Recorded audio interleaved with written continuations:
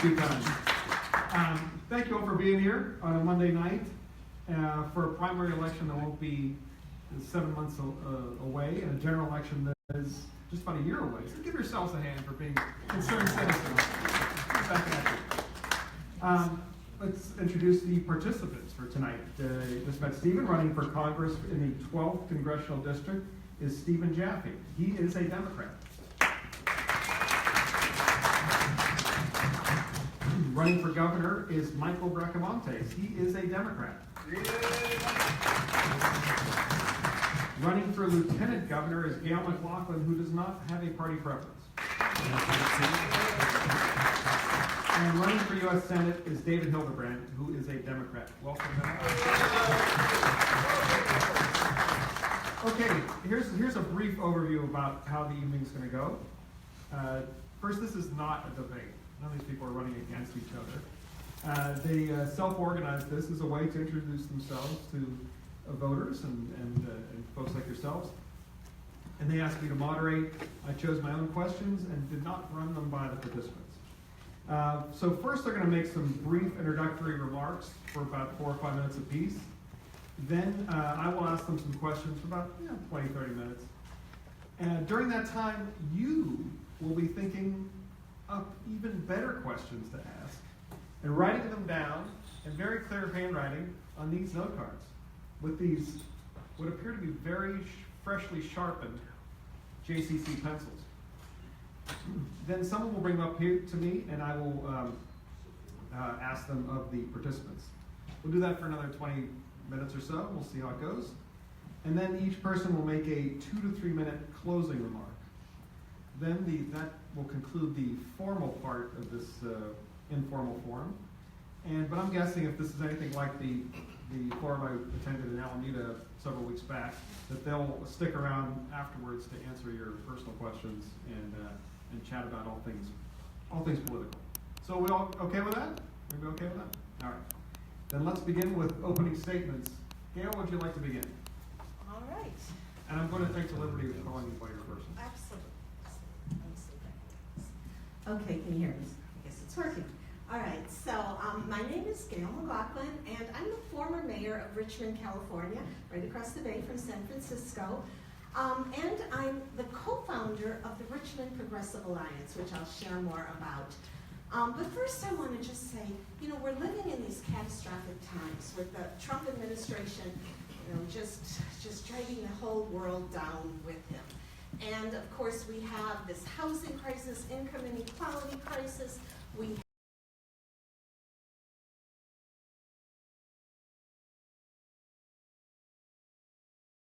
organization.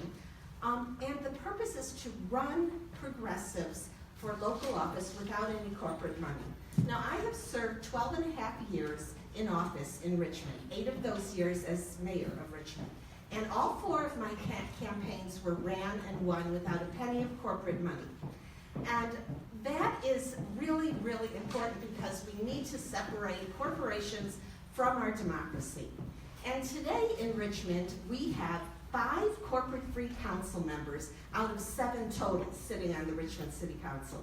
That's a supermajority. Now that took us, a little over a decade to get to, but it can be done, and it was done in spite of Chevron's millions of dollars. In 2014, they spent $3.5 million to try and defeat myself and other progressives.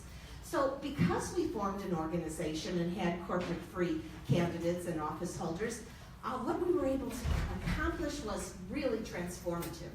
We increased the minimum wage to $15 an hour.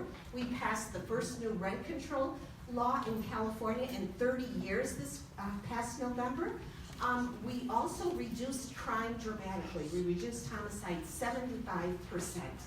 We also limited Chevron's pollution, and we got $114 million in additional taxes from Chevron. And we're suing Chevron right now in court for the damages to our community. There was a big fire in 2012 that some of you may remember, and there were previous incidents. So we're working hard at pushing back on Chevron. So I'm not on the council anymore, but those 5 RPA council members are working very hard in keeping this struggle going to do even more transformative stuff. The other thing we did in Richmond was form a community choice aggregation program. So our residents get their energy, their electricity from cleaner, greener, and cheaper sources of energy. We defended our immigrants, we defended our public schools, and decriminalized homelessness. So many issues that were really, really thinking out of the box is how we did it, and with an organization. And so now I'm taking that local model statewide with this campaign for Lieutenant Governor. And I'm going up and down the state encouraging the development of progressive alliances. And there's emerging, there's 6 or 7 from San Diego to the far north coast are already emerging. And I'm going to judge the success of this campaign by how many progressive alliances have emerged. And then when I win, because I am running to win, I'm going to keep organizing and networking these progressive alliances together and standing up with people power, pressuring our legislature to get the statewide issues accomplished that need to get accomplished, like single-payer Medicare for all, free college, California. We need to get some tax measures on that 1%, like reforming Prop 13, closing the corporate loophole, like a progressive millionaires tax, an oil extraction tax, raising the percentage of the tax higher each year as a disincentive for more extraction and using the tax money for renewable energy. A public bank, a statewide public bank where we need this kind of thing, statewide rent control, so many more. Elections, integrity, we need these things, and we need to join together to make them happen. So the other thing that this campaign, and it all ties together, is making it clear that corporations are dominating our state. It's a fact, and we have to keep raising that issue to raise the consciousness of people so that it's clear that the corporations are dominating our political process, they are dominating the legislature, the corporate-controlled elected officials are shelving important issues like SB 562, single payer here in California. It was shelved by a corporate-controlled elected official, Speaker Rendon, and we need to keep raising this and running corporate-free candidates for office to shift away from this democracy being controlled by corporations. That's what it's all about. And people need to understand. I think people understand we have problems. They understand corporations are greedy entities. But we have to keep saying, hey, if you elect people who are funded by corporations, you're going to be seeing the same elimination of your needs and your priorities. So I'll just end, and I think I'm getting close to time. You're hitting. Okay, so I'll just end by saying, these are hard times, but they're ripe for organizing. And if we organize together and if we keep that networking together, the future will be ours, for ourselves, for our children, for our grandchildren. We have to keep doing it, and it's a joy to be here with all of you to spread this message. Thank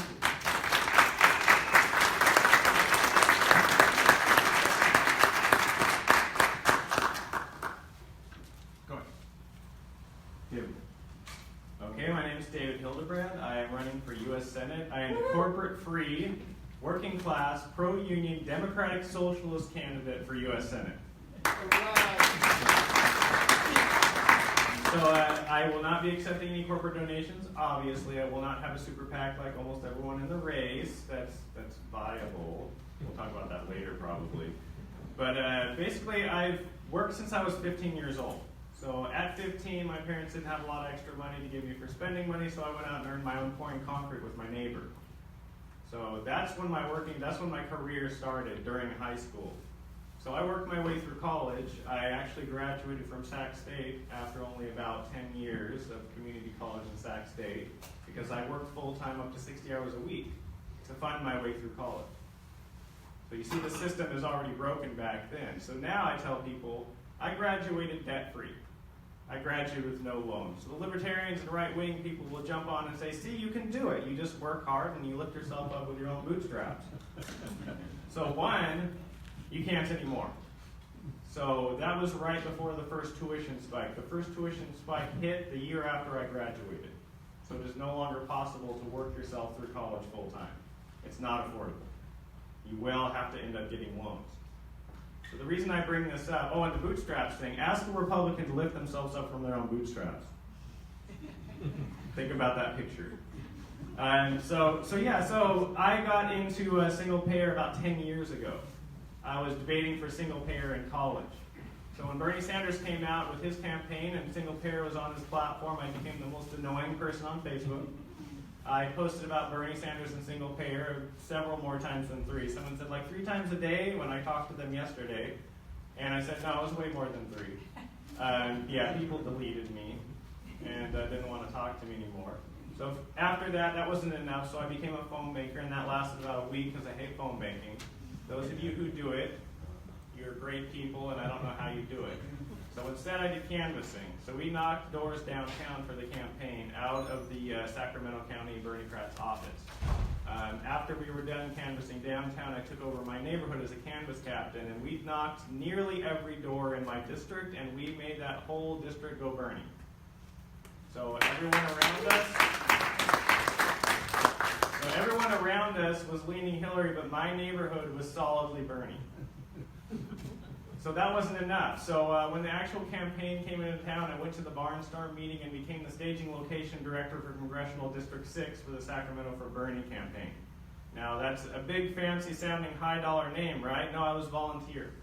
So I'd get off my 8-hour day job, and then I'd go to the Bernie Sanders office down the street. It was literally down the street from where I worked, and I'd work another 8 hours. So we put binders together until midnight for the next day. And then on the weekends, I didn't have to work, so I went for the Bernie Sanders campaign, and we worked 16 hours a day. We would get there very early in the morning, set up, send people out to canvass, and we'd be there till midnight or 1 in the morning. So that was my campaign experience. In addition, I went off and helped for the SB 562 campaign. I knocked doors and canvassed for the welfare or anti-wealth care bills when the Republicans came out with those. I drove up to McClintock's district and knocked doors in his neighborhood. So that was a successful mission. So boots on the ground are what does it. So we need volunteers with boots on the ground to get these issues addressed. So who am I, a guy who's never run for office, trying to run for U.S. Senate? Why would I do that? What experience do I have that makes it even plausible for me to do something like that? I worked for 6 years as a legislative analyst. Going into this campaign, I have more experience than almost every first-time elected official did when they went and campaigned their first time. Campaigns are a popularity contest. So what you do is you elect the person that you like the most, and the person that gets the most votes win. It's not based on anything else. And that's the reality we need to face. And I mentioned we would talk about viability. So the newspapers and CNN and everything say viability is based on dollars. So on election day, how many dollars does it take to win? $0. And enough votes. Right? So we need to get people out for all of the candidates that are corporate free and make sure we're knocking doors and getting people out there. So as for my platform, I'm sure I'm running low. So for my platform, I'm for single payer healthcare, obviously. We also need to make sure that we protect our single payer healthcare as we're putting it through the legislative process. Because we know about hostile amendments to bills, and the Republicans will go in there and try to outlaw abortion on a single payer program. So we need to defend that as well. We need tuition-free college, but we also need trade schools to be tuition-free. So I come from a family of trade workers. My dad was a union carpenter my whole life. My uncle was also a union carpenter. My other uncle was a millwright for quite some time. They're all good union jobs with good retirements and good benefits. So we need to actually get those people out of college without the burden of debt as well. For 100% renewable energy by 2035. If you've heard of the OFF Act, I'm supporting that. Stop Arming Terrorists Act. We need to stop funding terrorists in other countries because the enemy of our enemy is not our friend and usually becomes our enemy. We need to legalize, regulate, and tax marijuana on the national level, and we also need to legalize the use of all drugs. So the reason I say use is because we're still going to go after drug dealers of hard drugs, but we're going to put drug users and addicts into treatment programs and not in jails. We're also going to have an open primary system with ranked choice voting, and I'm also for postal banking. So I'm pretty sure I'm brushing up right now, so I will You come crushed out it. there. You crushed the time. Crushed it. So I'm the best so far. Let's see what Steven can do.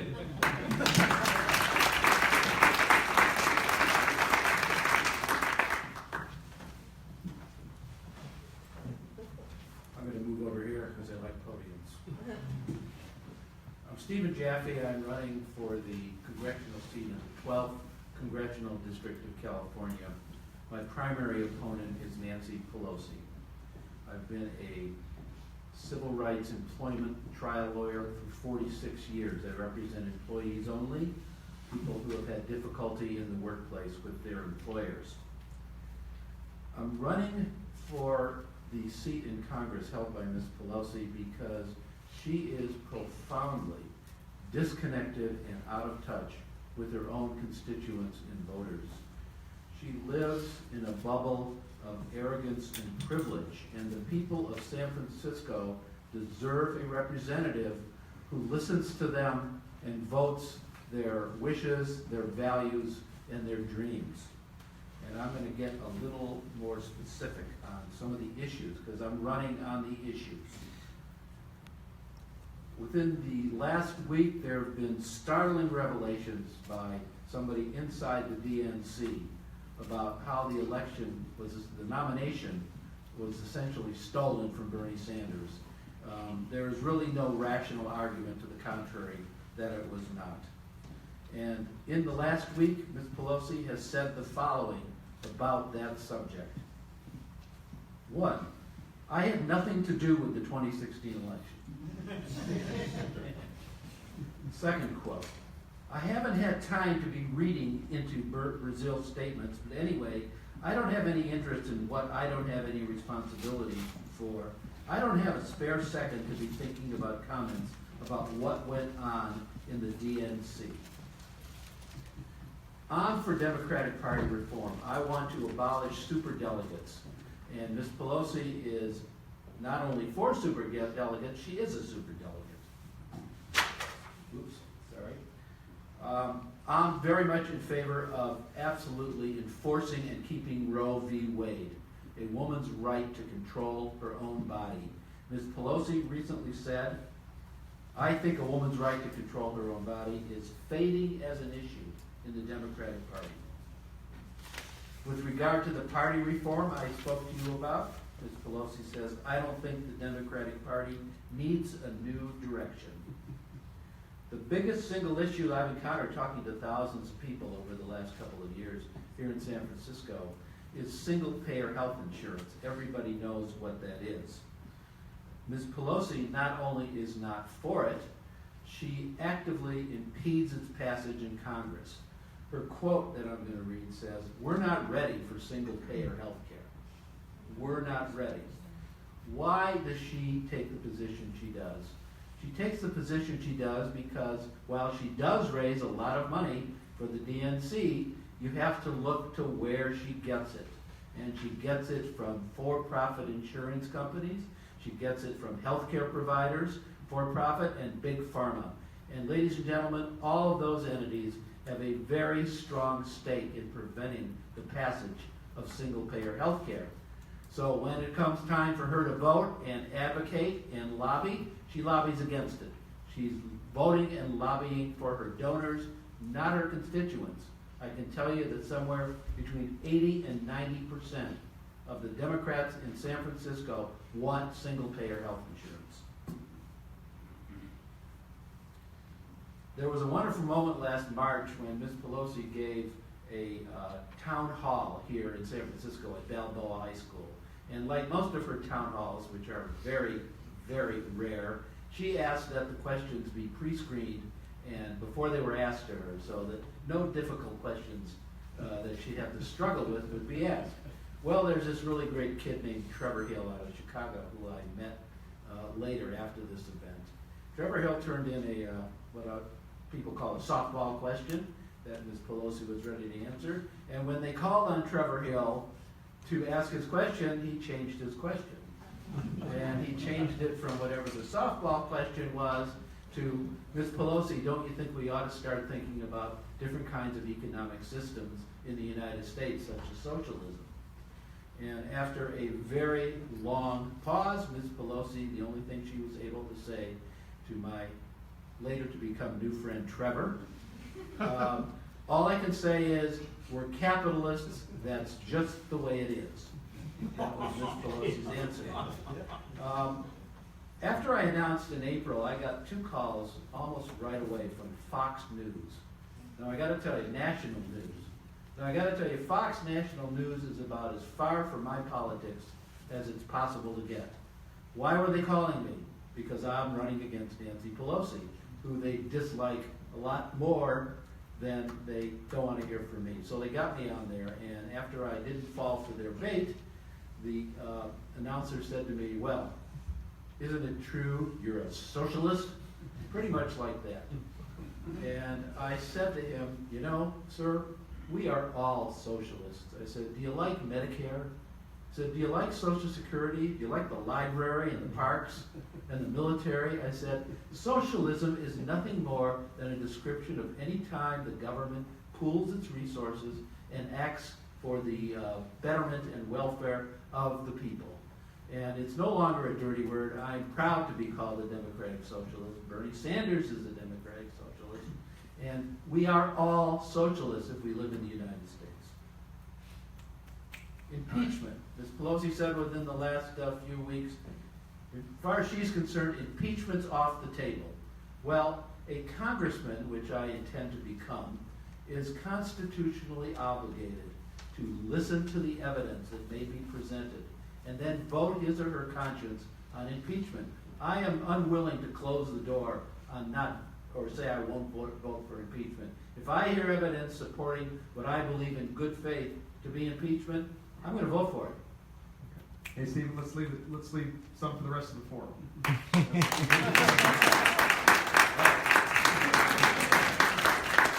Thank you. All right. Michael, let's see if you can do better at hitting the 4 to 5 minute mark. Other people on the table here. Well, thank you everyone for coming, and thank you, Joe, for moderating. We appreciate it. We know you're fighting through that surgery over there, so thank you for being here. My name is Michael Bracamontes. I'll tell you a little bit about myself. I grew up in Los Angeles. I'm the eldest of 5 children. My father was a truck driver and my mother's a pharmacist. I'm of mixed ethnic background. My mom's Chinese, my dad's Mexican and indigenous, a Hachiman Nation and Juaneno tribe. And I've attended public school my entire educational career, from kindergarten through law school. I went to high school at Garfield High School in East Los Angeles, and I later attended UC Irvine, where I met my lovely wife, who's sitting here today. She is the granddaughter of migrant farm workers and the first one in her family to attend college. We have 2 children, a 17-year-old and a 13-year-old. The first one we had in college, and I worked almost full-time, took a full course load during my last 2 years of undergrad. So like David, you know,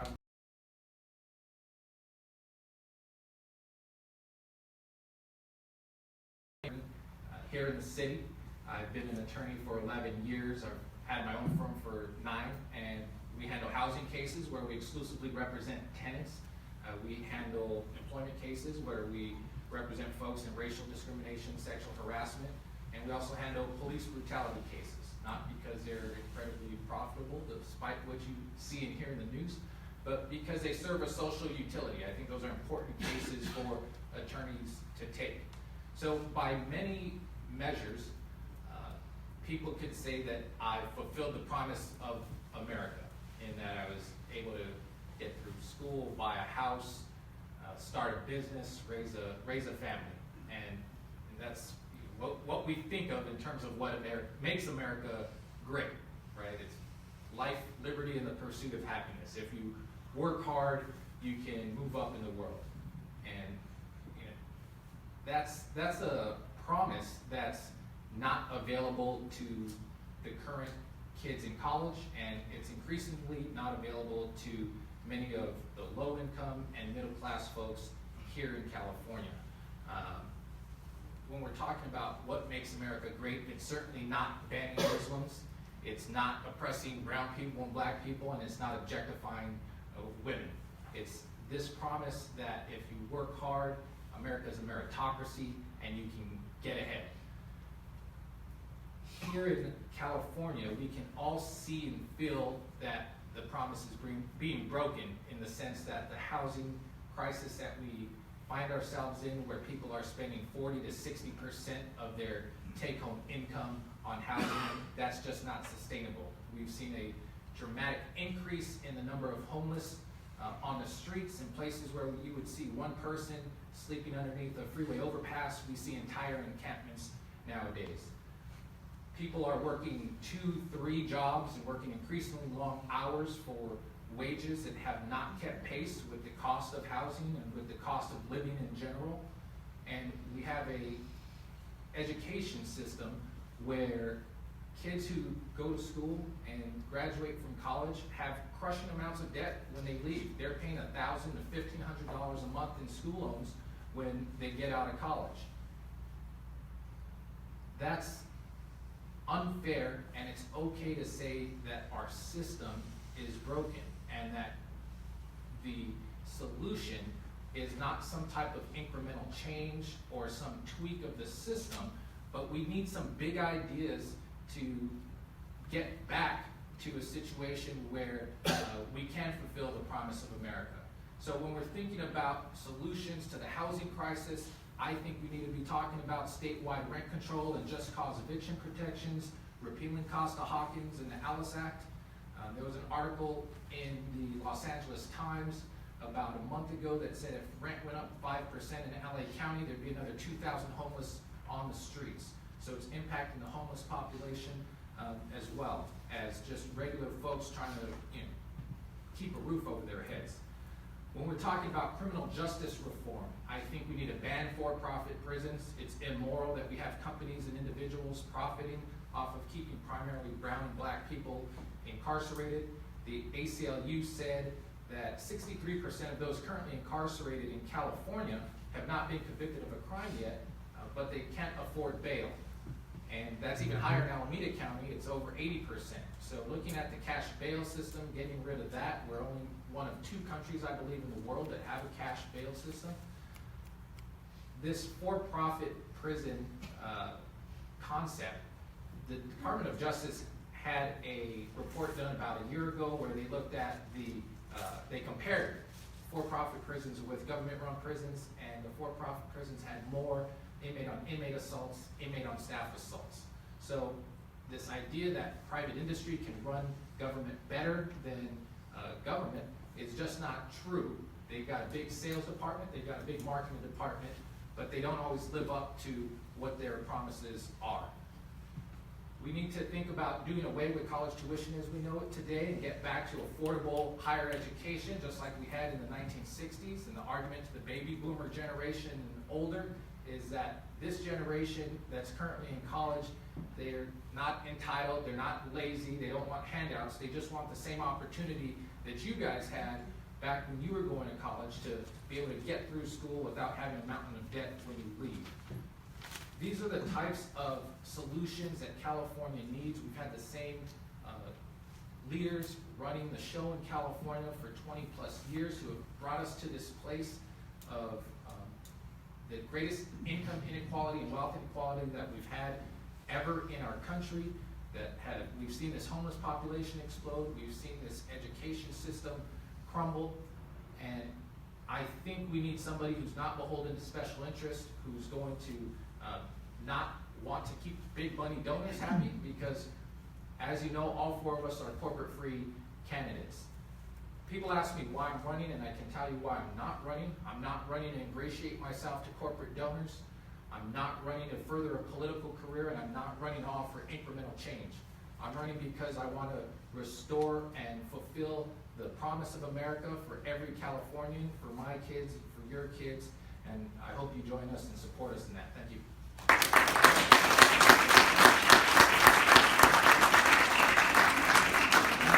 All right, thank you guys for those intros. Reminder to folks in the audience, put your hand up. I'm going to be asking some questions. We're going to be mixing in some of your questions. And quick review of what a question is. A question is short, it is not a speech, and it ends in a question mark. And it's legibly written, so I can relay your pearls of wisdom.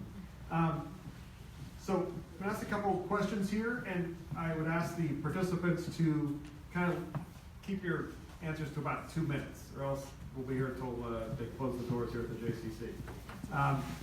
And it's a little bit weird because 2 of you are running for federal office and 2 of you are running for statewide office.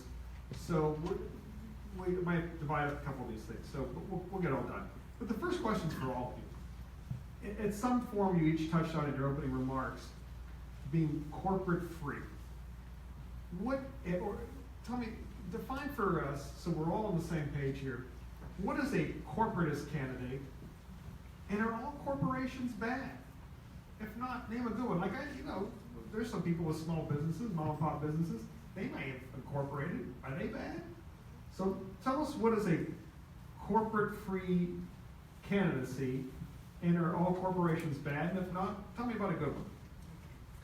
So I'll start, because actually the term corporate free emerged from the Richmond Progressive Alliance, the organization that I co-founded, and it has taken off. Many candidates up and down California are calling themselves corporate free, if they are indeed not taking money from corporations. So the definition of this, in my view, is a candidate who takes no money from corporations, because we understand that corporations have dominated our political process, and we have to get them out of the process. They polluted the process, and they have polluted the elected officials who they fund.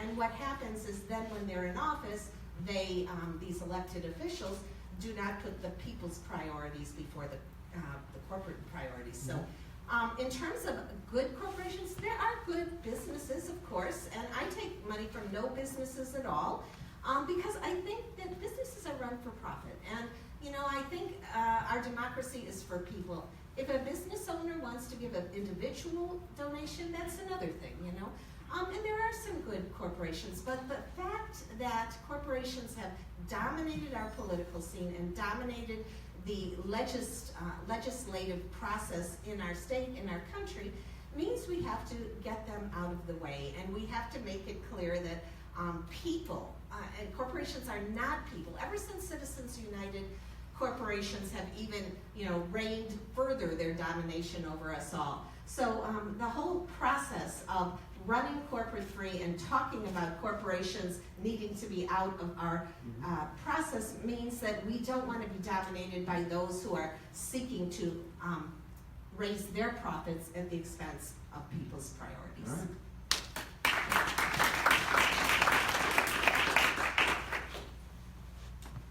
So she stole my fire, of course.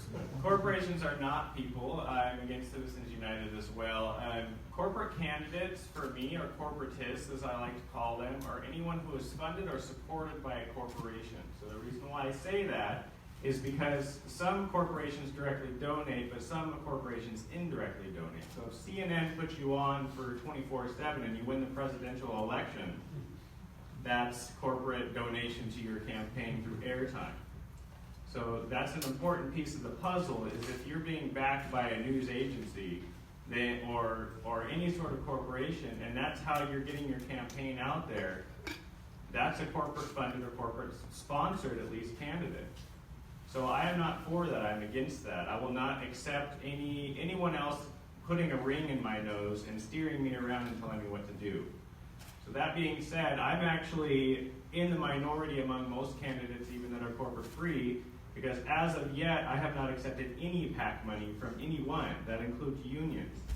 That includes PACs that are actually, good for the people. So Bernie Sanders, he accepts PACs money, and I'm okay with that. But we've made a decision so far not to do that. As the campaign goes forward, we might accept money, but we need to make sure that no one union has any control over the campaign. So if they're trying to donate tons of money, then that means they're trying to control the campaign. So I won't accept that.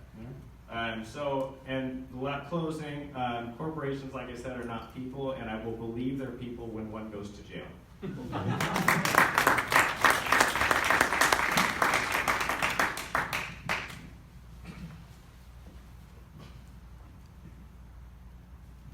what they said. No.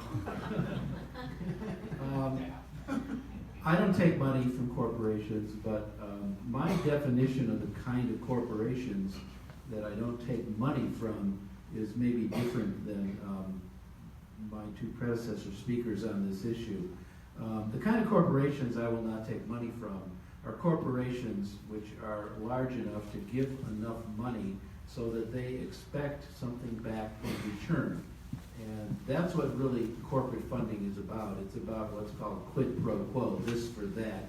When people give money, when corporations give money to a candidate, they're not doing it because they're charitable institutions. They expect something back, and what they expect are votes once that candidate is elected that will favor their interests, as I said in my opening remarks. That is the kind of corporate donations which I will not take. Is there somewhere a mom and pop store on the corner that operates as a corporation or a partnership or some other kind of business? Sure. Would I turn down a donation from a closely held corporation owned by a husband and wife running a convenience store? Probably not, because they don't want anything back from me other than to give me money. I'd be a lot more comfortable taking it from them individually, but I'm not going to throw it out if they give it to me.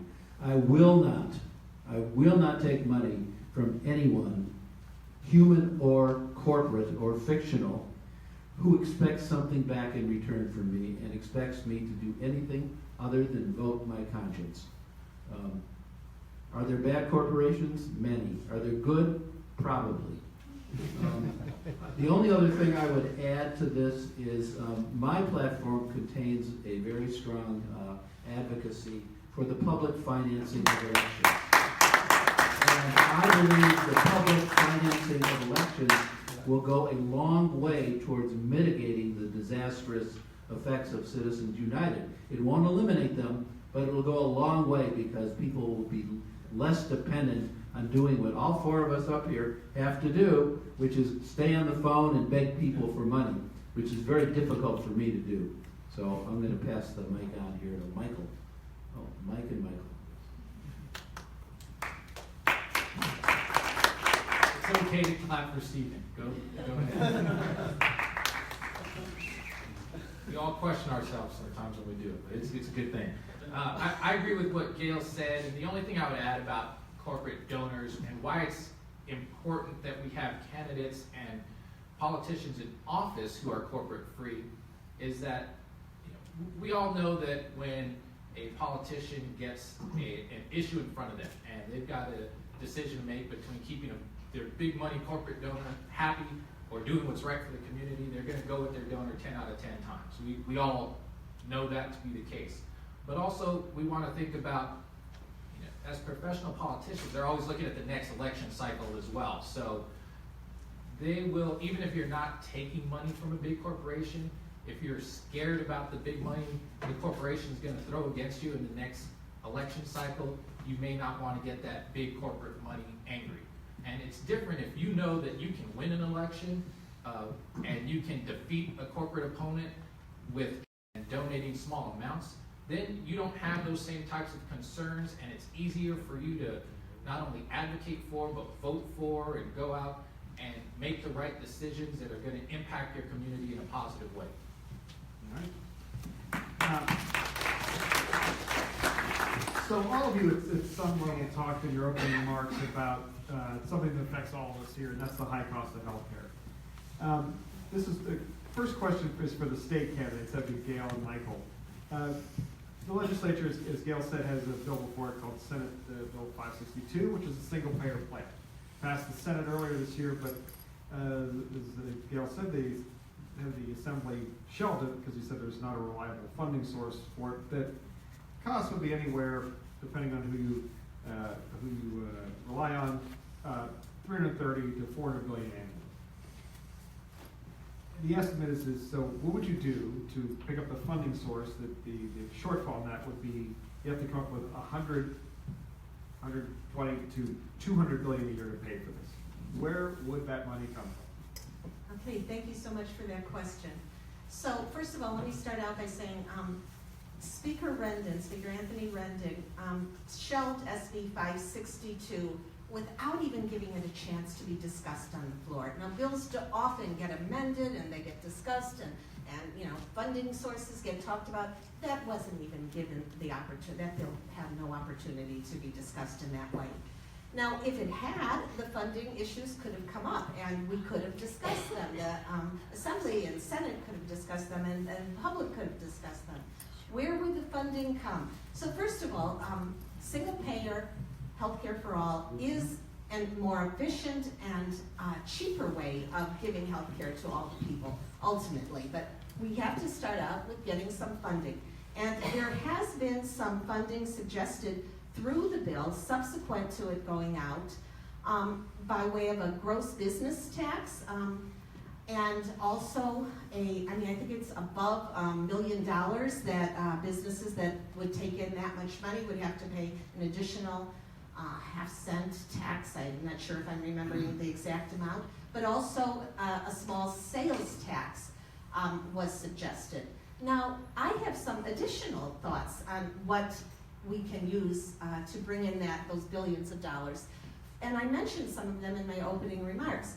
For example, we would get $9 billion of extra money a year if we closed the corporate loophole of Prop 13. Now, and a lot of that money needs to go to our schools, I think, because our schools, need to be funded a lot higher than they are.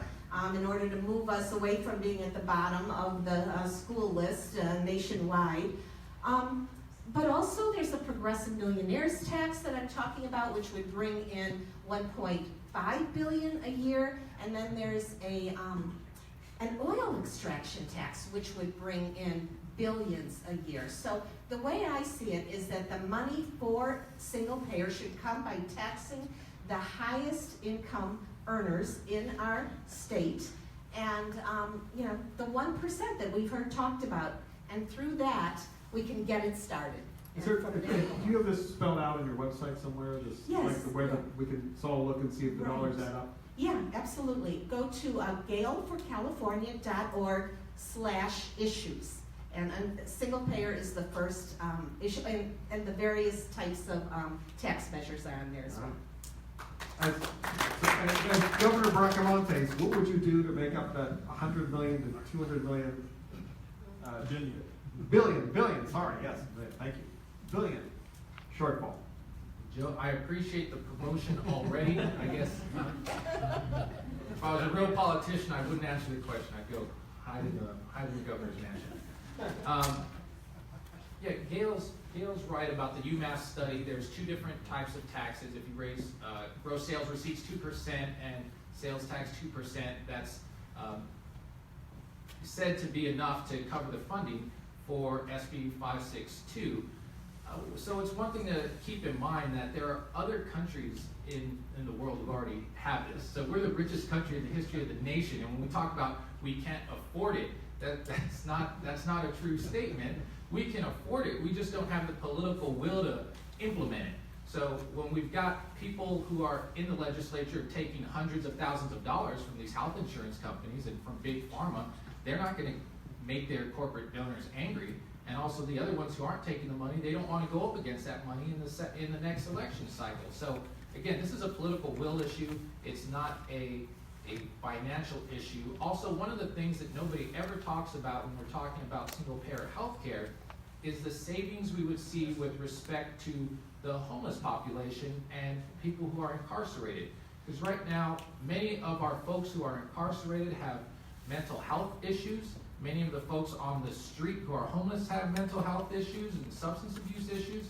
And if those people are getting the proper treatment that they need, then we don't have to be spending money incarcerating them, which since 2005, the cost of incarcerating an inmate annually has doubled, and it costs $75,000 a year to house an inmate, which is more than sending somebody to Harvard.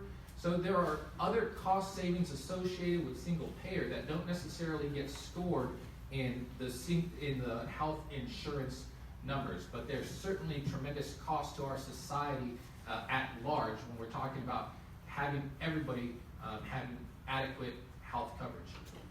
Okay. So, for our federal candidates, the state candidates, they have it easy. At least in California, we're talking about single-payer plans. The Republicans in Congress would rather eat uranium than talk about single-payer health care. What would you do,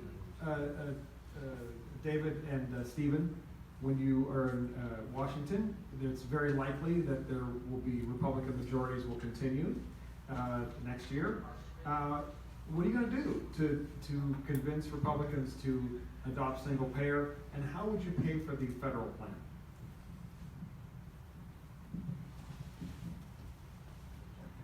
All right, Steve, you want to swing first? Go ahead. Well, I've got the mic. You got the mic, all right.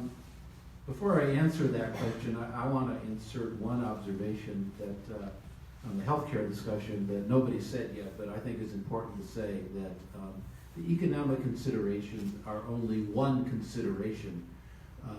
Healthcare, as far as I'm concerned, is a moral right. It is a moral right, and that needs to be taken into account when having this discussion. So the question is, what would I do in Washington? One, I'd sign on to John Conyers' bill, 676. I'd sign on to Bernie Sanders' bill, 1804, both of which are now pending in Congress and both of which are for single-payer health care. I think what's missing in the discussion here is how to pay for it is this.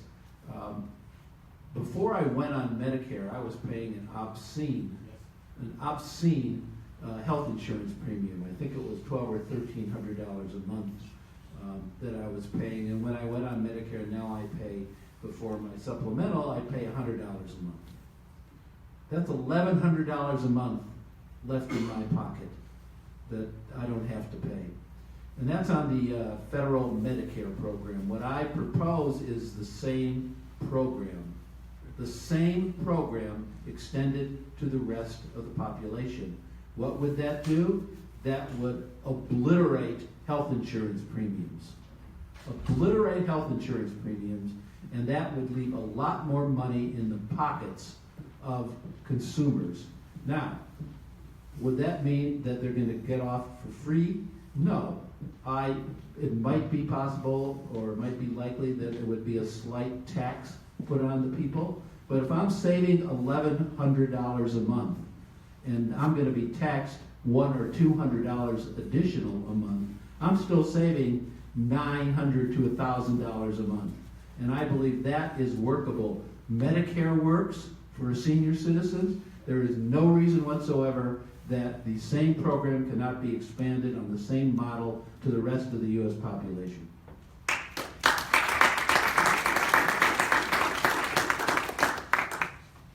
So I believe that we have the easiest answer out of the people on the stage. I agree with what Stephen says, but also we need to reprioritize where we spend our money. So we as in our representatives in the Senate and in the House on the national level, just passed a $700 billion war budget. I don't call it a defense budget because that's not what we use it for. We use it for invading other nations and funding proxy wars in other nations. So that's $100 billion more than last year and more than Trump requested. Guess who voted for it? Nancy Pelosi. Good jump in there. Dianne Feinstein, Kamala Harris, they both voted for it. Our superstars, right? Superstar liberal California U.S. senators and one congressperson and many others. Only 6 people voted against it on the Democratic side. So if we can take that money back home, imagine what we could do with $700 billion. Obviously, we need still some of that for defense. Instead of paying huge contracts out for private contractors, instead of paying other countries that much money basically to go to war with their neighbors. It's unconscionable what we're doing. So not only do we reroute that money away from war and killing people, but we reroute that money back to domestic issues. And we could use that to fund single payer and to go further than that and start funding things like infrastructure in our own nation. We are not the police of the world. But as for payment plans, straightforward, I'm for a payroll tax. Meaning the employer pays part, the employee pays part. It would work just like the private insurance industries, but we cut out the profit and we cut out the advertising costs and we cut out private insurance companies completely, which add nothing to healthcare. private companies, private insurance companies take away your health care. They are there to act as a shield to take away your health care and to cover as little as possible. That is their job. So that's what we need to get rid of. So, last week, there was California, we all got hit with a 12.5 cent per gallon gasoline tax. People are, those of us who drive. And as we speak, two groups of conservatives, including two Republican candidates for governor, are gathering signatures and raising money for a ballot measure to repeal the gas tax. The gas tax would go to improving roads and other infrastructure. So, for our statewide candidates, do you favor repealing the gas tax? And what do you say to people who say that the tax hits working class Californians the hardest? These are folks who, among us, who spend a lot of time commuting to work because it costs so much to live in the big cities. How can you achieve both? Fixing the roads and infrastructure and not hurting working class any more than they've already getting clipped. So I'll tackle that one first. It is a regressive tax in that those who have lowest income are going to be hit by it hardest because they're regular working people, they're probably commuting longer and driving more to work. So in that regard, it's not good for lower income, middle class families, and I agree with that. We do need to fix our roads, we need to prioritize how we spend our tax dollars in California, but we have to do that in ways where we're not building it on the backs of the working class. When we're talking about fair taxation and when America had a thriving middle class in the 50s, 60s, and 70s, the highest tax bracket during that time was 91%.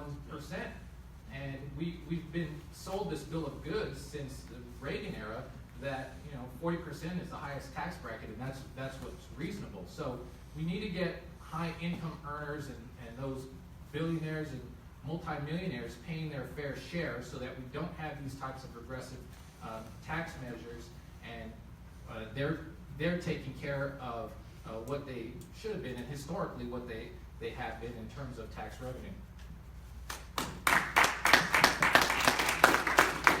So, my perspective on this is that we're being nickeled and dimed to death as a population. I mean, that's a fact, and the corporations are getting away time and again without paying, some without paying any taxes, many without paying, anywhere near their fair share of taxes, almost all without paying their fair share.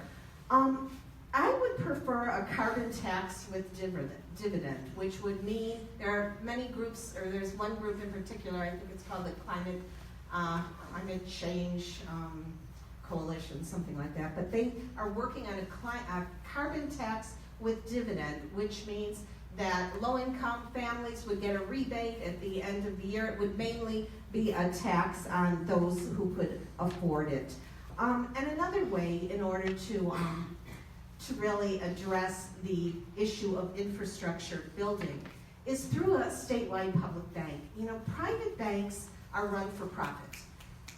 But if we have a public bank like North Dakota has had for decades, and they have been really successful, we could put forward money for public works, for infrastructure, streets, bridge rebuilding, whatever needs are there, and also for startups, for small businesses, low interest, because the whole purpose of a public bank is not to make money like a private bank from the investors, the depositors. It's to utilize the money for the good of the population. So ultimately, I think I would rather see a carbon tax with dividend, with a rebate to low-income families, and I'd like to see a public bank put into effect to address these needs that we need in our statewide. We're going to go to our first audience question of the evening. This is free. This goes to I think all of you talked about free college tuition at some level. Quote, free often means you get what you pay for. Why would it be any different for quote unquote free college? Should students have some sort of monetary investment in their education? spell out, go drill down for a couple minutes in your free college tuition plan and explain what the student has to put into it, if anything. I guess since no one's jumping on that, I'll jump on that. So basically, under what I would like to see is there would still be academic requirements to get into college. It's not like we're just going to let everyone and their sister and brother into college no matter what for free. So they would have to still fulfill academic requirements. And then when they get into college and they prove themselves to their college, why do they need to pay money into a system to prove their worth? That's a classist, argument. So what I think we need is free college, and then like I mentioned earlier, is free trade school. So those students, kind of like the setup in Germany, those students who don't make it to universities can go to trade schools, learn a valuable trade that we need, and work here in the United States in jobs that can't be outsourced, like construction, mechanics. You can't ship your house to China and get the plumbing fixed. We need plumbers here, and we need them to make enough money to actually, live a good life. So a lot of people ask, well, how are we going to pay for it? Since we're talking about funding, a lot of people are talking about the Robin Hood tax, which is a fractional tax on trades on Wall Street. I tell people I've rebranded that tax because the Robin Hood tax means we're stealing from the rich and giving to the poor. The rich stole from us already. We're just taking back what's ours. So I call it the Patriot tax, because what's more patriotic than making sure we have a skilled workforce in our country?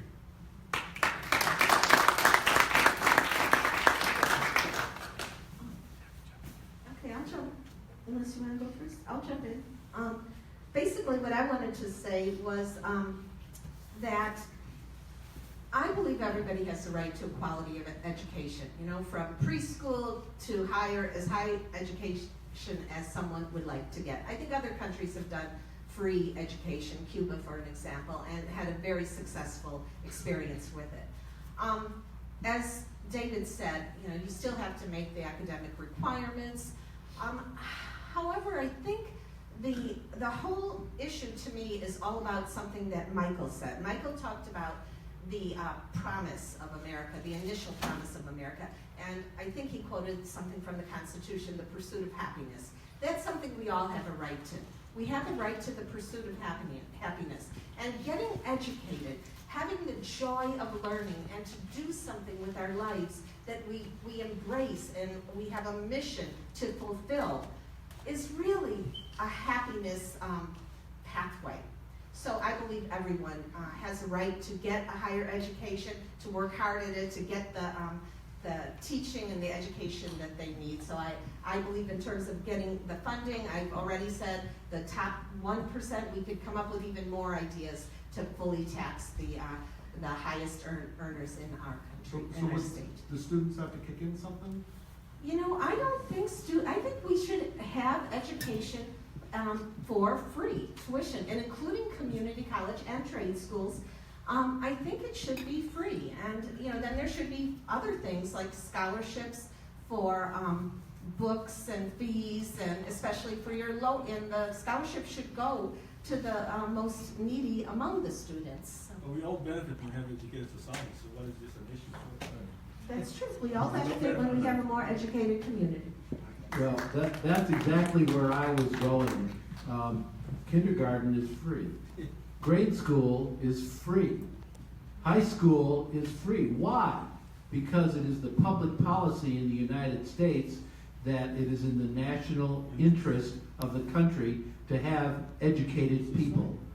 Why should college be any different? Why should college? It should not. It should not. And other countries have recognized this. Germany recognizes this. Other countries recognize this. And they are surpassing us in what are called the STEM courses, which are, what's STEM stand for? Science, technology, engineering, and math. Yes. They're surpassing us because students are getting educated there where our students are shying away from it. The other thing is, in terms of students having an investment in the education process, when you invest 4 years of your life, that's an investment. Time is money. when you give up the possibility of going to work and earning money in exchange for investing it in learning, that is an investment which I consider that has some value, and it may not be as quantifiable as money, but only here in the United States do people seem to think unless you pay for it, it doesn't have any value. So it should be free, just like the rest of public education is free. I can't speak for the private colleges. There'll always be private colleges. People want to pay for those, more power to them. But the public universities here in California, the Cal State systems, the community colleges, and the UC system, which is created and paid for by the state, should be free to people who live here.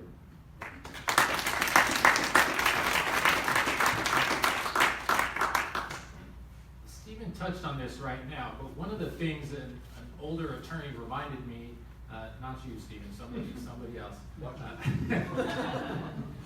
was that, you know, when he went to school and there was no tuition, he paid back that investment that the state made in him with millions of dollars in tax revenue over the course of his career. And it's something we need to keep in mind. These are long-term investments and ways for us to ensure that people have high-paying, good jobs, especially in today's knowledge-based economy. And we're going to get that money back later on. So it's an investment. It's not some free entitlement giveaway. And also, I think it's okay to say you got to pay for room and board or books or whatever it is.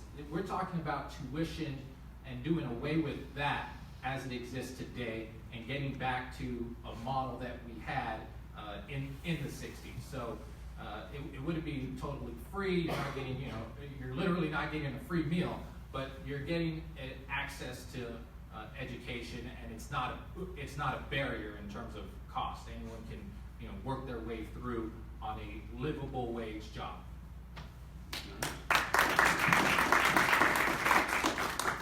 Something else that we all face is the high cost of housing. And many of our fellow citizens don't have a place to call home. Here in San Francisco and where I live in Oakland, there are shanty towns of homeless folks all over the place. What are your plans to build more housing and lower the cost of housing? And what are you going to do about the homeless that is not already being done to help them, that is? Okay, I'll start on this. And I want to start with saying what we've done in Richmond. In Richmond, we have decriminalized homelessness, which means people can sleep in public spaces, in their car. They don't get cited and told to move on. This is something that some cities don't allow, and they can be cited and as if sleep isn't a human need. And the shelters are filled up. Where are they supposed to sleep?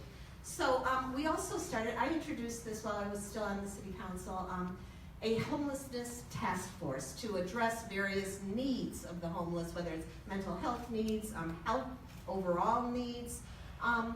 It's really a major crisis, and that's one of the reasons why we put forward the rent control law, even though it was a big battle to fight against the Apartment Association and get it passed in November, and we won it because the people understand that rents are skyrocketing. So in Richmond, we wanted to at least slow down gentrification, slow down the housing crisis in our city, slow down the number of homelessness that could grow as a result of this housing crisis. I have some interest in duplicating what Utah has done. Utah has allowed for homeless people to stay in apartment buildings. They have set aside certain housing where homeless can live for free while they get their lives together. And it has really, really worked. It has saved the state a lot of money. Just like I think it was David mentioning, or Michael maybe, the cost to society when you don't address the needs of people like the homeless. And so that's one way of doing it, addressing giving them a place to stay. And in terms of building affordable housing, I think we should have some incentives for truly low-income affordable housing. give some incentives to those nonprofit developers and put a higher tax on the luxury developers. I think that's gonna help us in building more affordable housing. I guess we're going down the line on this one. So obviously I'm a federal candidate, so I think we should pass federal rent control that supersedes all state and local laws. What that means is you wouldn't have any Costa-Hawkins anymore. You wouldn't have any Ellis Act anymore. So federal law would supersede that. So that's because homelessness is caused by our boom and bust housing market and by our extremely high rent. So you can buy a house if you can pass your credit report or credit score. You can buy a house and pay less than you pay for rent currently. And that's the way it was right before the bubble burst last time. But what causes homelessness? One, the high cost of housing, and two, we have a lot of mental health issues in the homeless community. I used to tell people that it probably overlaps 80%. And I still stand by that, because you're either mentally ill and end up on the streets, or you're on the streets and you end up mentally ill from what happens to you on the streets. So what I'm proposing is more beds for mentally ill people in state and federal facilities. So what that means is that we expand our mental health coverage to include people that are currently not being served. So currently we have 72-hour holds in mental health facilities. So we hold people against their will, we take their rights away, hold them against their will, stabilize them, so to speak, and release them back into the community. 72 hours is not long enough. They will not even stabilize on their meds, they will not continue taking their meds. So I worked in mental health for 4 years and I saw this firsthand. So on top of that, we need a longer holding period. I'm working with Steven Seeger on a program that he's promoting. He's actually an expert in the mental health field. And he says you could solve almost the complete homeless and mental health crisis by serving 4% of the community by putting them in facilities with beds and taking away, and it sounds bad, but it's necessary, we already do it, taking away their right to decide when they get out of mental health. Because if they're not going to get stabilized on their meds and take their meds, they're going to be right back out on the street. Would you rather have them dying on the Sacramento City Council steps or Sacramento City Hall steps, like has happened, because we have an anti-camping ordinance in Sacramento? Or would you rather have them in a warm facility where they're treated and taken care of and not on the streets? For me, it's a very simple answer. Quickly, how would you pay for all that? So how would it pay for that? Well, really, we're only treating 4% of the mental health population. So again, it goes back to prioritization. We are spending a lot of money on a lot of different things that we don't need to spend money on, like wars, and we also do not tax our corporations. We give them loopholes, we give them tax havens, offshore. I am not like, I'll throw in this here since you threw me a bone here. I am not for a repatriation a repatriation holiday, basically, for offshore funds. We should not give them a benefit of a tax-free repatriation of some of their funds or a tax discount. They did something wrong and immoral. They should pay for that by repatriating all that money and paying full taxes on it. So that would fund a lot of things here in America, and that would probably fall under the same thing as the theme as the Patriot tax, where they're actually funding their country that their company did business in and profited from.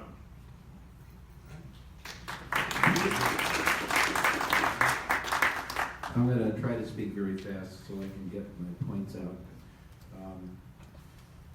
Mental illness is a very strong issue with me because of personal experience with a very close family member for the last 20 years, and I could talk to you folks for a week about that.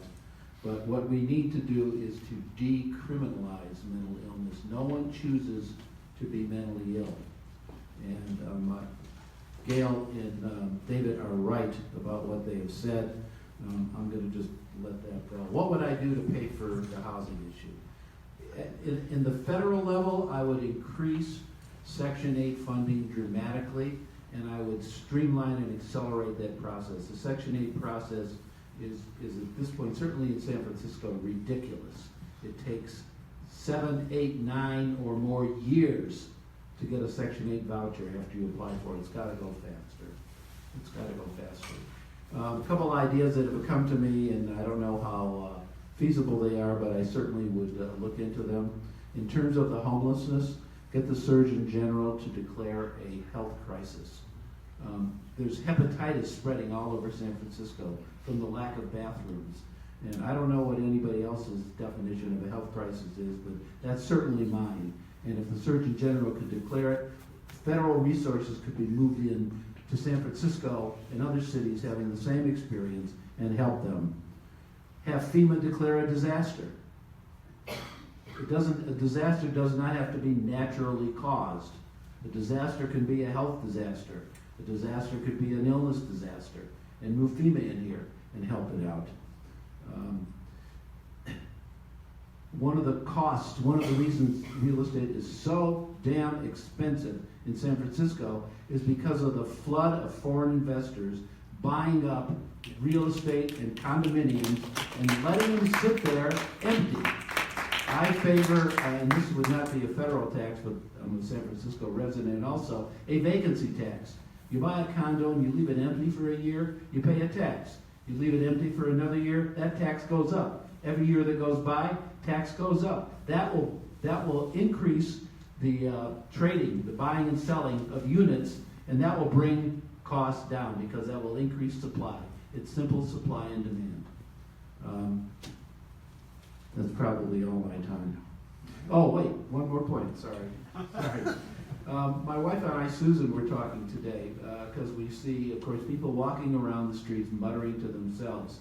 I helped pass Laura's Law here in San Francisco, helped write it, and I testified before the Board of Supervisors. It was designed to help the people who fall through the cracks, who are not ill enough to become 5150, which is danger to self and danger to others, but are obviously psychotic, walking around, babbling to themselves on the street, yelling at people, and they fall between the crack. I think we have to change the definition and the threshold criteria for 5150 so those people can be reached and we can apply Laura's Law to them. Laura's Law has criteria requirements which are unrealistic.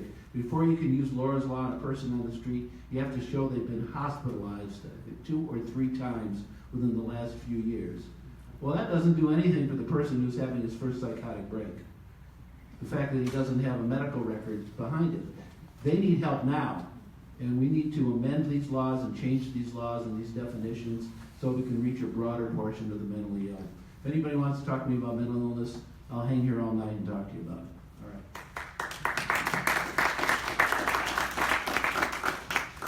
Isn't that the leading factor of homelessness, income inequality? Let's save our comments until afterwards. You can talk to them directly. Okay? Thank you, sir. It's an obvious issue. Income inequality is causing homelessness. It's everywhere. So, a lot of us have, we've appeared at a couple joint events, and we're all pretty much on the same page with respect to how we tackle this homelessness issue. I debated a Republican who's running for governor, Travis Allen, a couple weeks ago, and when presented with the same question, he said, oh, we got to enforce our vagrancy laws, we got to lock these folks up, and it was completely insane and mind-blowing when you hear how the Republicans want to approach this issue. So homelessness, as we've heard from everybody, it's a complex problem and it needs a multi-pronged solution. So when we're talking about rent control to stabilize the housing costs and the rental market, that's one thing. When we're talking about single payer health care to get everybody mental health treatment, to get substance abuse treatment, that's another thing. We need halfway houses where we're treating these folks and getting them back on their feet and reintegrating them into society. When Reagan defunded the mental health institutions and left this big unfunded mandate, there was nowhere for these folks to go but on the street. So you have to approach this problem from all these different angles in order to meaningfully impact the issue. Also, when we're talking about affordable housing, there's been some suggestion from folks, usually it's developers, that say if we deregulate a lot of this stuff, then we can build more houses faster, and that's the way to address the affordable housing issue. I don't agree with that. I think if you deregulate, all we're going to see from developers is more $1.5 million condos, and you're not going to get affordable housing so that teachers and firefighters and other public servants can actually live in the communities that they're they're serving. So we had the legislature recently pass this $4 billion affordable housing bond when they know that we need $250 billion of affordable housing. So this isn't just a issue that we can solve by building our way out of it in the near term. That's why we need statewide rent control and just cause eviction protection so that we can stabilize the housing costs and give some relief to the families who need it the most. All right, let's go to another audience question, and one that I had too. This is mostly for our statewide candidates, but everybody can chime in since this is something else that touches all of us. So last week the Chronicle had a forum for some of the Democratic gubernatorial candidates. Two of them suggested touching the third rail of politics. So it's called Proposition 13, reconsidering. Antonio Villaraigosa said he would put everything on the table, and Delane Easton said she would focus on changing how commercial property tax is calculated. Gail, you mentioned this. I think Michael, you did a little bit. What, if anything, should be done with Proposition 13? And Michael, you also threw in Costa-Hawkins, which is part of our audience question. What are your thoughts on Prop 13 and Costa-Hawkins? Should we repeal it, either in part, or remove corporate protections? The residential part, the commercial part. The floor is yours for a couple minutes. All right, so I definitely think Prop 13 needs to be reformed in a split roll way. It's called a split roll Prop 13 initiative, and many people are working on this. A group called Evolve has been working on it for years. It's the commercial end of it that needs to be reformed. In other words, Prop 13 will stay for what it was meant to be initially, and that's to help seniors and working families and just families in general. The residential side of Prop 13 would stay as it is now, keeping property taxes low, with the cost of living increase. But the commercial end of it has been taken advantage of by corporations. There's a big, huge corporate loophole, and that needs to be closed. And the statistics that this group has worked out is $9 billion a year in additional taxes will come from closing that corporate loophole. So I agree that with those who agree, it's the commercial aspect that needs to be changed. For example, Chevron would be paying a whole lot more in taxes than the city of Richmond and our school board and other areas in the Richmond area would have more money to help with the needs of the community. In terms of Costa-Hawkins, I think it needs to be repealed completely. I think Ellis Act needs to be repealed completely as well. So we can help all tenants. That's what we need to do. That will help stem this housing crisis further, along with addressing the building some new affordable housing. But I agree, we cannot build our way out of it. Renters need to be protected.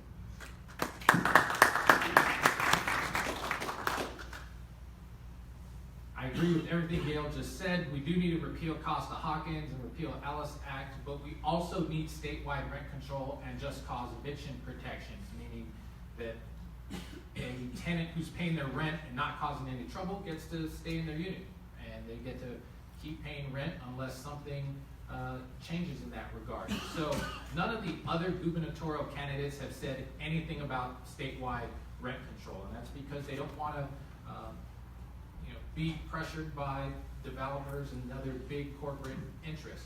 With respect to Prop 13, I agree with the split roll, but I would go a step further and say for people who have estates of over, 25 million, 30 million, I don't think it's a bad idea that they have to pay current assessed property tax when if any of us go out and buy a home tomorrow, we're gonna be paying current market rate property tax, and they shouldn't get a pass for that. So I think we need to close these types of loopholes for the, not just the 1%, but we're really talking about the 0.1% of income and wage earners in California. And so when I'm thinking about keeping and putting everything on the table, that's one other aspect of Prop 13 that I would certainly be looking at.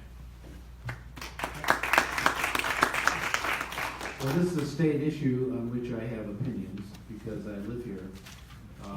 I completely agree with the abolition of the commercial side of Prop 13. I am candidly ambivalent about what to do about the residential side, and that's because the lawyer part of me is really bothered by the notion of two nearly identical homes sitting next door to each other.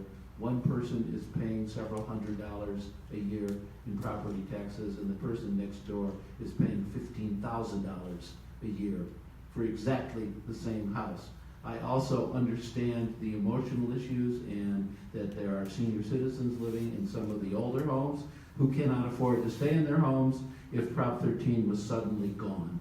So that's a problem, but for the time being, I have no problem with the immediate abolition of the corporate side of it. There was another part to the question. Yes, abolish Costa-Hawkins in the Ellis Act. It's a no-brainer. So I've already covered this issue. Of course, I'm for abolishing Costa-Hawkins and the Ellis Act. I'm for getting corporations out of this tax loophole as well. I kind of like Mike's plan of taking the taxes away or taxing the rich as well. But as I'm a federal candidate, we need to start thinking about federal issues. The current Republican tax plan would actually repeal the ability to write off your interest for your house. So as they say, and they're actually taking away a few other credits as well. So as they say they're lowering our taxes, which they are doing, they're lowering our tax brackets for the working class, right? And then they're doing a switcheroo, which will then take away all those credits that we actually take advantage of. So at the end of the day, the working class, middle class people will be paying no different in taxes, and the rich will get their tax cuts. At the end of the day, we get nothing out of this. But the Republicans will be able to go out and say, hey, look, we cut taxes, because they did cut the tax rates. But exactly. So at the end of the day, we all suffer from this. So as a grander, more federal scale, we need to fight back against that, as we're currently doing against everything else they're doing. Kind of off subject, but kind of related as well. So. All right. This question from the audience, and again, Judge, this is one that was on my list too. Some of you are running in races in which there are other progressives running, that you all define yourselves as progressives, running from the primary establishment. You know, they're sort of progressives within the establishment. What sets you apart from these other progressives, and are you worried at all about splitting the progressive vote? Who wants to swing first? I'll go first since the question doesn't apply to me. There are the other candidates in the gubernatorial race are all professional career politicians. They all have 20+ years of experience. They're the ones who got us into this mess in the first place. The only other person who's Gavin's branding himself as a grassroots candidate. It's right on his website, which completely, that's another head scratcher right there.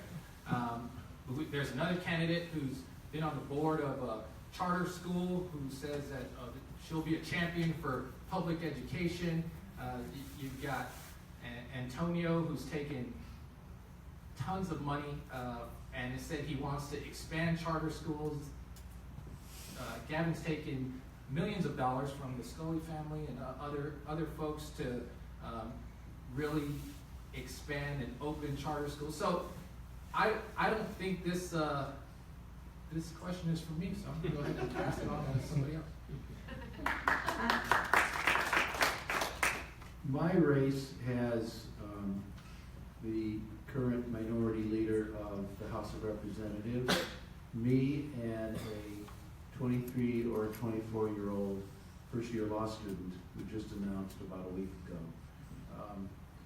I'm not sure, Joe, when you say progressives within the corporate establishment, to me, that's an oxymoron and self-canceling. If you're within the corporate establishment, you are not a progressive, to my definition of it. So the differences between me and Ms. Pelosi are so many and so vast that I don't want to start listing them here. But I don't consider her to be a progressive in any genuine sense of the word, although she will tell you she is. But she is not. And anyone who would like to have a long conversation with me to listen to why that's true, I'd be glad to have that with you. I don't know anything about the campaign of the law student, so I can't make any intelligent comments on it. Yeah, but So I will go along with Michael in saying I don't feel that there are any progressives in the establishment, candidates that are running against me, and I agree with Stephen that it is a oxymoron. My opponents are, there's only one opponent that has had any elected office experience. I've had 12 and a half years in elected office on a local level. He's had something like 11 years. He's terming out of state senate. And he's a very corporate funded candidate. His name is Ed Hernandez. There's other candidates that have huge amounts of money. They're all corporate funded. All the candidates that are running against me in the lieutenant governor race are corporate funded. And the uniqueness and what stands out for me, and actually for all of us who call ourselves and are corporate-free candidates, is that we don't take corporate money. That is really distinct. And other candidates cannot say that because they're afraid to pull themselves away from the establishment and the corporations that they're beholden to, that they think other establishment office holders have told them they need to take money from in order to get into elected office, when indeed in Richmond we proved that it is not the case. We got 5 out of 7 council members elected without any corporate money, in spite of millions and millions of dollars that Chevron threw into the races to try and defeat us. So it can be done, and all my opponents don't get that, and I'm just glad that I just stand out for that reason. David, aside from taking corporate money, how do you differ on the issues from Senator Kevin Dalio? We won't put Senator Feinstein in the progressive camp, what about Senator? Yeah, I saw your joke there. But how do you differ So from if Senator we're Dalio? just talking about Kevin De Leon, I call Kevin De Leon Feinstein light. He takes money from the same corporations as Feinstein, even down to Raytheon, Chevron, healthcare companies, pharmaceutical companies. They all line up almost perfectly. If you put a chart of his corporate donors next to hers, they're perfect. Next set, you go into super PACs. They both have a super PAC. So we've already discussed all the reasons why Feinstein is not progressive. So if Kevin De Leon's going to mimic her in every way to get elected, then he's going to mimic her in office. And I firmly believe that as soon as Kevin De Leon gets in office, if he were to be elected, that he will turn his back on the working people of California and do exactly the same thing every single other establishment candidate has done. He's been in office for a long time. He votes good on some things, bad on others, like most politicians. But when you have that hook in your mouth from the corporations, I do not believe for a second, when you're taking that much money, that you will turn around and represent the people. It's never happened before. We don't have one instance of someone taking corporate money and turning around and telling that corporation no.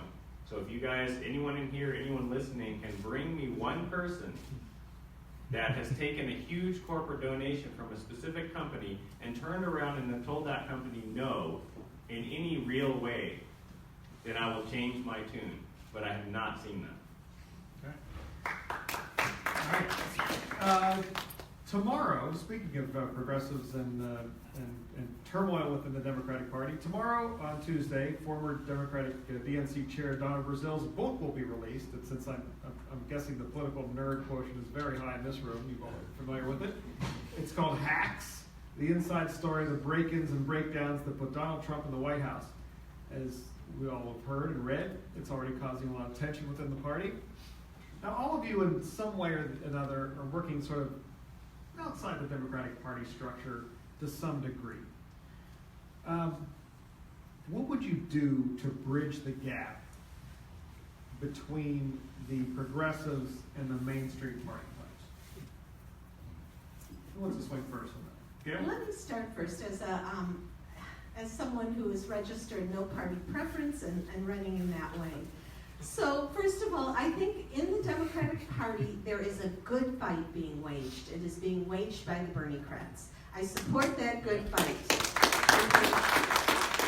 I think that Bernie moved us all forward 30 plus years by his wonderful campaign.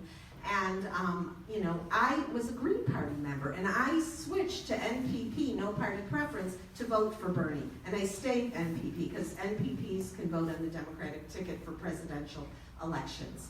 So, in terms of the split in the Democratic Party, I don't know where it's going to go. I think it's uncertain at this point. Will the Bernie-crats take over the party? I hope so. That would be great. I'm staying NPP because I want to bring people together of all parties. I want to continue this momentum that Bernie built and that we have built and continue in Richmond to really bring people together based on progressive values, progressive Democrats, Green Party members, those with no party affiliation, Peace and Freedom Party members, people that can share our values and understand that the corporations are dominating our system, and we need to get them out of the way so that we can regain our democracy. So, yes, that's what I would just say about the Democratic Party. I support the good fight. If it wins, if the Bernie-crats win, it'll really be a whole different Democratic Party. It's almost like it won't be the Democratic Party anymore. And that would be a whole wonderful thing. If not, we keep working together, and who knows, maybe someday we'll come up with a new party that we could all join. So I love this topic. So I've been in the middle of the Civil War inside the Democratic Party since the beginning of that Civil War, obviously the recent beginning with the Bernie Sanders fallout after the primary on forward. For those of you who aren't aware of what's going inside the party, we should change the name to the Dictatorship Party, because we are not a democracy within the party. We have a chair that selects every single chair for every single committee all the way down. Every member of that committee. That's not democracy. So in the last chair election, it was 51 to 49% vote.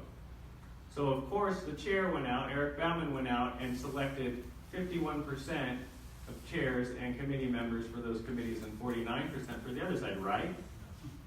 We got 15%. So it's almost as bad as on the national level where Tom Perez kicked out everyone who was a progressive. So I am not here to placate the establishment or try to build bridges. I am here to represent the people of California. If 71% of California wants single-payer health care, that includes NPP, Green Party, Republicans, Independents. If they all want single-payer, why can't the Democratic Party even decide amongst their elected officials to support that?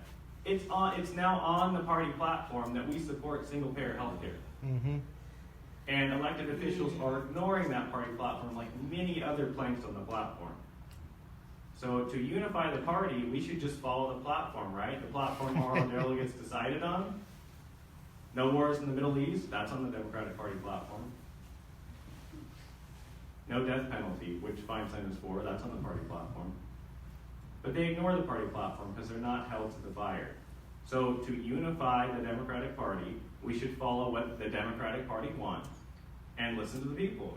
It's a very simple equation. So if you're asking me to coalesce with corporate candidates to find some middle ground, I'm going to coalesce with the people.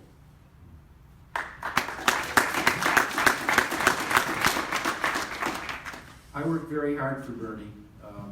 Worked on his campaign, gave him money. I was recruited by the national campaign and sent to Nevada to legally oversee the Nevada caucuses.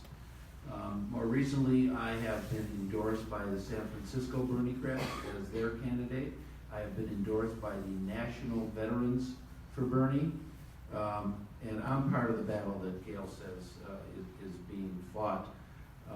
What bothers me is that when Donna Brazil's book or at least the substance of it came out about a week or so ago. I think of her as, she was part of the problem, but I admire and respect her for at least turning the corner and appearing to have some remorse and coming clean about what really happened. But she's alone doing that. Where is Hillary Clinton doing that? And in my particular case, where is Nancy Pelosi doing that? Ms. Pelosi says, oh, I had nothing to do with that, I don't know anything about it, let's go on. In my opinion, when WikiLeaks first released the emails showing the beginning of the corruption in the DNC and how Bernie was cheated out of the nomination, that was the time for people like Nancy Pelosi to step forward and say, you know, you're right, we shouldn't have done it, we got caught, let's fix it. But instead, they retreated, they circled the wagons, and to this day, to this moment, they have never expressed the slightest bit of apology or remorse for screwing with the national election. I join with David. I'm not interested in cozying up to those folks. The way to do it is, as Louis D. Brandeis said, it has been said that sunlight is the best antiseptic.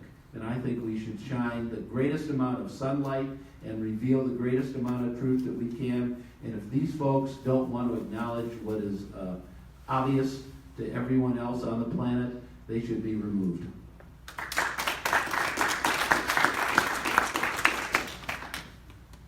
In 2008, when Obama won, the Tea Party did a good job of taking it to their establishment Republicans.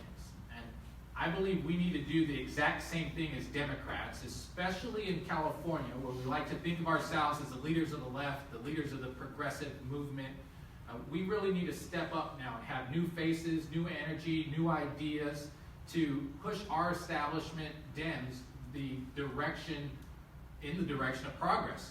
And we've got only establishment professional politicians in terms of the other candidates for governor. 20 plus years of favors they've got to pay back. They've raised tens of millions of dollars over the course of their careers. So we have to support our new folks who are coming in here to challenge the establishment, because I think if we're going to get big solutions put in place, they're not going to come from establishment candidates. You can't change the establishment if you're part of the establishment. Also, I'll note that Bernie Sanders, he got close. Kimberly Ellis, she got even closer. And I think in this next cycle, we're going to get over that hump. Both of those other candidates were cheated during their respective races, but I think if we can get enough young people, enough low-income people, we can get people excited about turning out for this race, which generally in non-presidential years we have in Los Angeles County 17-18% turnout. If we can get people energized around policy proposals that will really impact their day-to-day lives, then we can really make a change and we can make a difference. It is time for closing statements, but with a twist. I'd like you to answer two little questions that I have in your closing statements. And you kind of touched on them tonight. First one is, all of you are running for big jobs. And with the exception of Gail, none of you have held public office before. Why not run for city council or school board and work your way up the ladder? I'm sure, which is a question I'm sure you hear a lot. And the question that you'll get all the time, what about money? You can talk about not taking corporate money, but this is the most expensive state to run, especially a statewide campaign. It costs, if you want to go on television, $2 million a week to blanket the state with ads. You can't do it all on social media. What are you going to do about money? So thank you all for your time tonight, and take it. Gail, you started, so why don't we start the other end, Mike? On the experience question, California voters have shown a willingness to put folks in the office and into the governor's seat who have had zero political experience. We've had two actors, Ronald Reagan and Arnold Schwarzenegger, put in office out of our last 6 governors. And so I feel as a trained attorney that went to a top-tier law school and who has litigated hundreds of housing, employment, and police brutality cases, I'm comfortable in my wheelhouse, and I know what my legislative policy would be with respect to the issues that impact regular people. So when we're talking about experience, really when we're saying, does that person have experience, you're asking, that's a proxy question. Is that person competent enough to hold office? And so having listened to my ideas and knowing my background, I think that I'm in a better place than Arnold Schwarzenegger was when he was at Number two, on the money issue. You definitely have to raise money in California, but it's not like it was in the 90s where you only had TV ads to get your name out. So when we're talking about money, that's also a proxy for name recognition. Can you get your name out enough? Can you get the message out enough to reach enough voters? And with social media, I think that the game has changed. In the Arnold Schwarzenegger gubernatorial primary, and that was a non-presidential year, the top two Democrats, Phil Angelides and Steve Wesley, got 1.2 million and 1 million votes respectively, statewide. 1 million. And that's a mediocre YouTube video nowadays. I was talking to a musician friend of mine who has a song or two on the radio, but he's not huge, and he said, even I have 400 million downloads and streams. So in today's environment, I think it's easier to get over the name recognition hump than it was back in the 90s when you only had TV ads to rely on. And everybody on this stage is also doing the hard work of putting their boots on the ground, going to as many clubs, as many Democratic clubs, women's Democratic clubs, progressive clubs, Our Revolution clubs. If anyone's been following us on Facebook and whatnot, they see that we're everywhere and anywhere that people will listen. So we're doing both in terms of getting to places in person and working hard on social media. Again, if the message resonates and if we're talking about policies that impact regular working folks, then I think we can get people excited enough to show up on election day. And as David alluded to, it's not the person with the most money that wins the election, it's the person with the most votes. Thank you.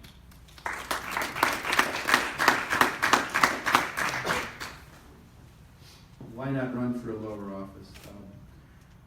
I know it may be hard to see, but some of you may have noticed that I'm not in my 30s or 40s. I've been a lawyer for 46 years. I've been in San Francisco for 47 years. I've had a great deal of life experience. And as a trial lawyer, I have seen so much of different kinds of people in different kinds of situations. And at the risk of sounding immodesty, I have very high confidence that my life experience and my judgment are sufficient to represent the people of San Francisco in the Congress of the United States. Frankly, I'm not interested in starting at the school board and working my way up to the community college and taking that route, because I'll be in triple digits before I ever arrive to where we are now. On the money issue, Michael said it very well before me. We are in different times, folks. Technology has changed everything. Sitting in the front row here is this guy, Adriel Hampton, who is really a guru of social media. And I'm sure he'll be glad to talk to anybody who wants to when we're done. But the days of TV ads being the only way to reach the public or print newspapers are gone. You can, with a good Twitter and Facebook and other kinds of campaigns, reach the same number of people. And frankly, from what I am told, because I'm not of that age, that millennials and younger people, that's where they're getting their information. I'm even told that Facebook and other kinds of public postings are no longer the rage. It's texting now. Texting. They don't want to talk on the phone. They don't want to look in the eye. They want to look at their phone walking down the street and exchange texts. And that's how to reach people. Times have changed, and it doesn't cost anything to post on Facebook. It doesn't cost anything to post on Twitter, and it doesn't cost anything to send out a text.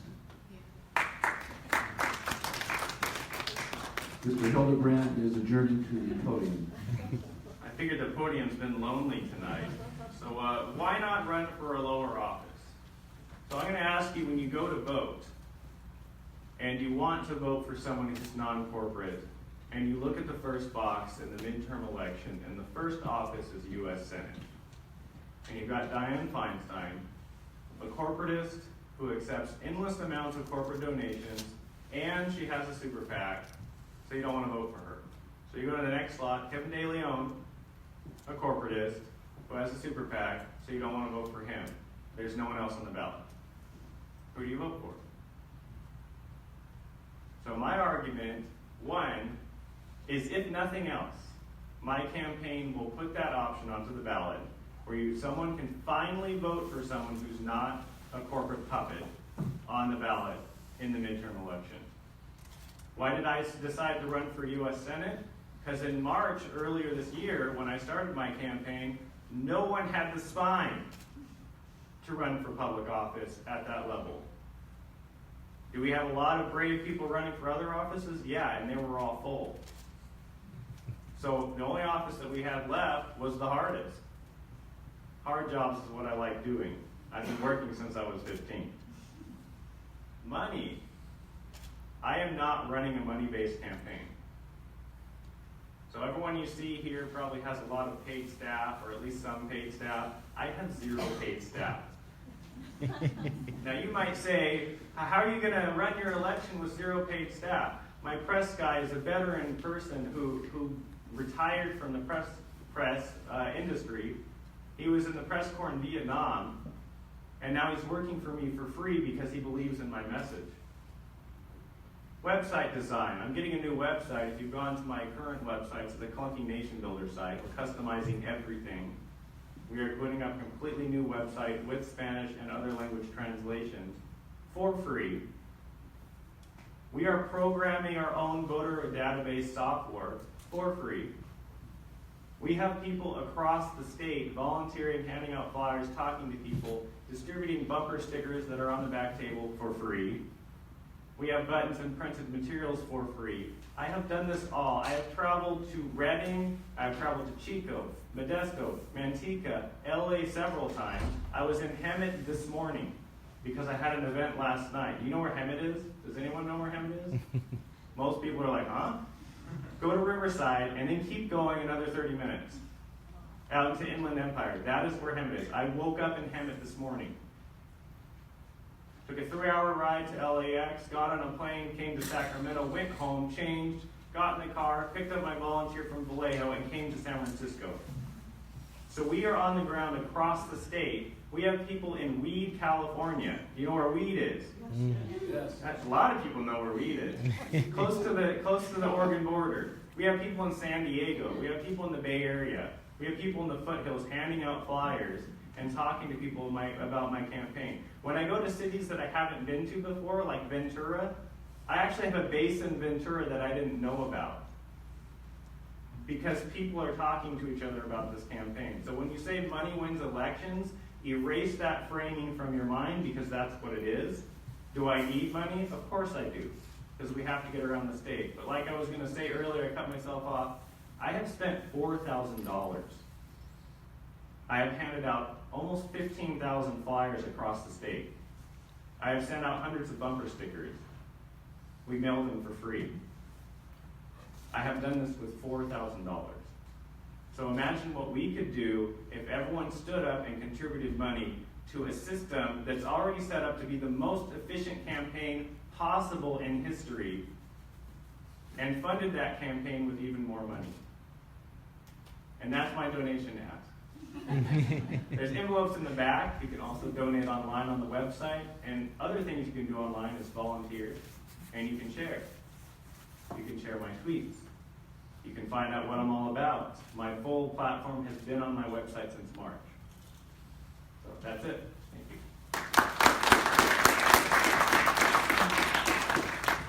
So, first of all, I think people should and have the right to run at every level of office that they choose to run for. And I think good progressive messages can be put out from any level. But I personally do support building power from the local base. And I think that's a whole new way of doing things than our democracy has morphed into these days.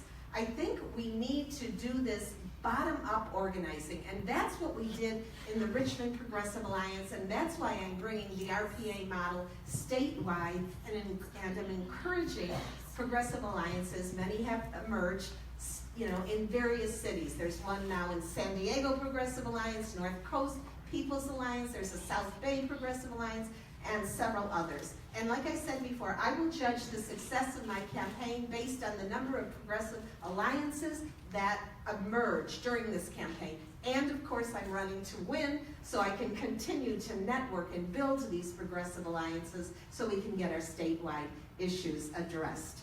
Now, in terms of how to get money, because we don't take corporate money in my campaign, we take it by many individuals giving money that mount up. Will it ever mount up to the millions of dollars that my opponents have? Never.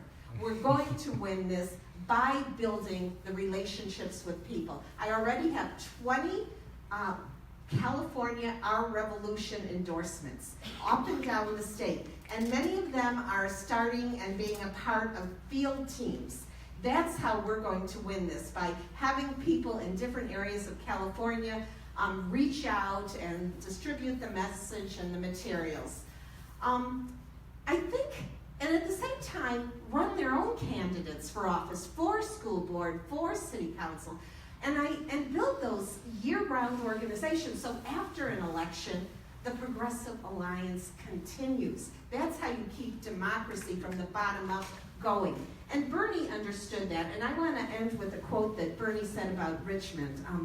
He said, he's talking about the success we had in Richmond with the Progressive Alliance in terms of electing progressives and the many accomplishments of issues that we addressed. These inspiring victories in Richmond would not have been possible without the prior development of a multi-issue, multi-racial, progressive organization. Our country obviously needs a great deal of change at the state levels and federal levels, but laying a solid local foundation like activists in Richmond have done is an important first step toward overcoming working class alienation from politics and resulting low voter turnout rates. So we have to keep that bottom-up building of that momentum that he started and we started in Richmond back in 2003, and keep it going so that we have that defining our own destiny approach as a community, as a people.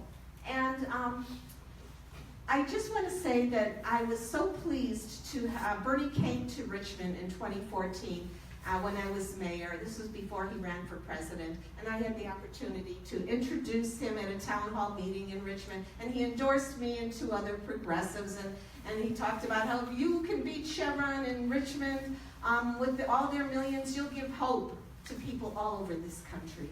And I think our model is gaining that momentum, and it is giving hope. And if we can keep giving that hope to Californians and win in California and build these progressive alliances that keep going year in and year out, we're going to give hope to the whole country. Because as California goes, the whole country goes. So I look forward to continuing this campaign. Thank you.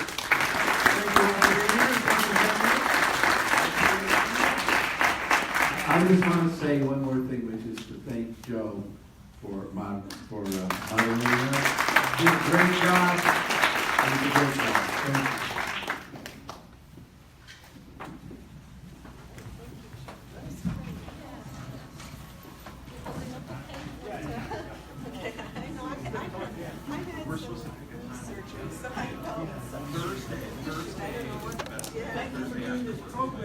So that's it, folks. You heard it first here. The Progressive Surge corporate free candidates running for office here in California. I apologize for the video earlier. I wasn't able to stand at the tripod. I had work to do as field director for Stephen Jeffy. But here we are. It was a great night. We heard some great questions and some great answers. And we encourage everybody, to get out there and do all they can to help the Progressive Surge. Donate, volunteer, share this video, share the websites of the candidates. And again, donate because, these are corporate-free candidates.